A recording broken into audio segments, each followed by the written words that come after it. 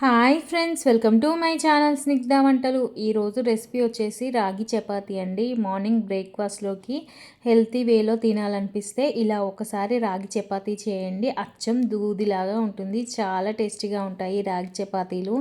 చాలా సింపుల్ వేలో చేసేసుకోవచ్చు. దీనికోసం ప్యాన్ పెట్టేసుకొని 1.5 కప్పు వరకు వాటర్ని వేసేసుకోండి. ఇలా వాటర్ వేసేసుకున్న తర్వాత మనం ఇందులో ఉప్పును వేసేసుకోవాలి. చిటికెడంతా ఉప్పు వేసేసుకొని వాటర్ని కొంచెం మరిగించుకోండి. ఇలా వాటర్ మరుగుతున్నప్పుడు కప్పు వరకు రాగి పిండిని వేసేసుకోండి. ఏ కప్పుతో అయితే వాటర్ తీసుకున్నామో అదే కప్పుతో అయితే రాగి పిండిని తీసేసుకోవాలి. కప్పున్నర వాటర్కి కప్పు వరకు రాగి పిండి సరిపోతుందండి. ఇలా రాగి పిండిని వేసేసుకొని బాగా కలిపేసుకోండి. ఇలా హీట్గా ఉన్నప్పుడే కలిపేసుకోండి. ఇప్పుడు ఇలా కొంచెం రాగిపిండి చల్లారిన తర్వాత ఇలా చేయితో బాగా మెదిపేస్తూ సాఫ్ట్గా అయితే కలిపేసుకోండి. మనకి చేతికి అంటుకుపోతుంది కాబట్టి కొంచెం ఆయిల్ని అప్లై చేసేసుకోండి. పిండిని అయితే మంచిగా కలిపేసుకోండి.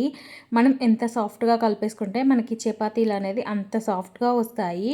ఇలా కలిపేసుకున్న తర్వాత ఇప్పుడు ఇందులోకి ఒక 2-3 టేబుల్ స్పూన్ల వరకు గోధుమ పిండిని అయితే వేసేసుకోండి. ఇలా గోధుమ పిండి వేసేసుకొని చక్కగా అయితే కలిపేసుకోండి. ఇలా గోధుమ పిండి వేయడం వల్ల మనకి చపాతీ చేసేటప్పుడు పీటకి అంటుకుపోకుండా ఉంటుందండి. చాలా సాఫ్ట్గా వస్తాయి. ఈ పిండిని ఇలా కలిపేసుకొని ఒక 10 నిమిషాలు పక్కకు పెట్టేసుకోండి. 10 నిమిషాల తర్వాత చపాతీ సైజులో అయితే పిండిని తీసేసుకోవాలి.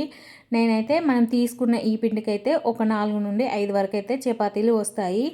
ఇలా ఇంత సైజులో అయితే పిండిని తీసేసుకొని చపాతీ పీటపై పెట్టేసుకోవాలి. ఇప్పుడు పొడి పిండిని చల్లుకుంటూ మరీ మందంగా కాకుండా అలాగే పల్చగా కాకుండా మీడియం సైజులో అయితే మనం చపాతీని ఒత్తేసుకోండి. ఇలా మధ్య మధ్యలో పొడి పిండిని చల్లుకుంటూ అయితే చపాతీని అయితే రోల్ చేసేసుకోవాలి. మనకి ఈ చపాతీలు అయితే చాలా సాఫ్ట్గా ఉంటాయండి. మనం ఏ కర్రీలోకైనా కూడా చాలా బాగుంటాయి. మనం ఎప్పుడూ రాగిపిండితో చపాతీలు చేసినా కూడా మనకి సరిగ్గా రావు కదా. ఈ ప్రాసెస్లో ఒకసారి అయితే రాగిపిండితో చపాతీలు చేసేయండి. పర్ఫెక్ట్గా వస్తాయండి. మనం గోధుమ పిండితో చేస్తే ఎలా వస్తాయో అలాగే వస్తాయి. ఈ రాగిపిండితో చపాతీలు కూడా చాలా బాగుంటాయండి.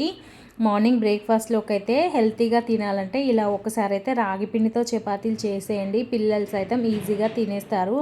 వాళ్ళకు కూడా బాగా నచ్చేస్తాయండి ఈ చపాతీలు.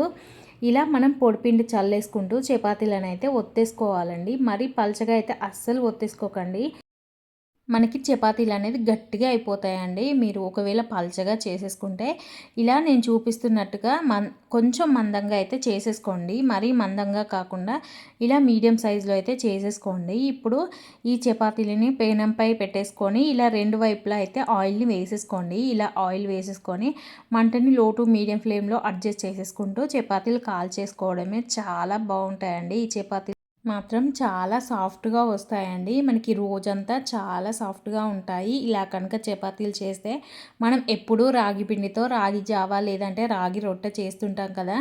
ఈ ప్రాసెస్లో అయితే ఒకసారి చపాతీ చేసేయండి. మీకు పర్ఫెక్ట్గా వస్తాయండి చపాతీలు మాత్రం. 2 వైపులా ఇలా ఆయిల్ని వేస్తూ కాల్చేసుకోండి. మనకి చపాతీలు అయితే రెడీ అయిపోయాయండి. రాగి పిండితో చపాతీలు ఇలా ఒకసారి చేసేయండి. ఇంట్లో ఫేవరెట్ అయిపోతాయి ఈ చపాతీలు మాత్రం. పిల్లలు ఎక్కువ శాతం రాగి పిండి తినడానికి ఇష్టపడరు కదా. ఇలా ఒక్కసారి అయితే రాగి పిండితో చపాతీలు చేసేయండి.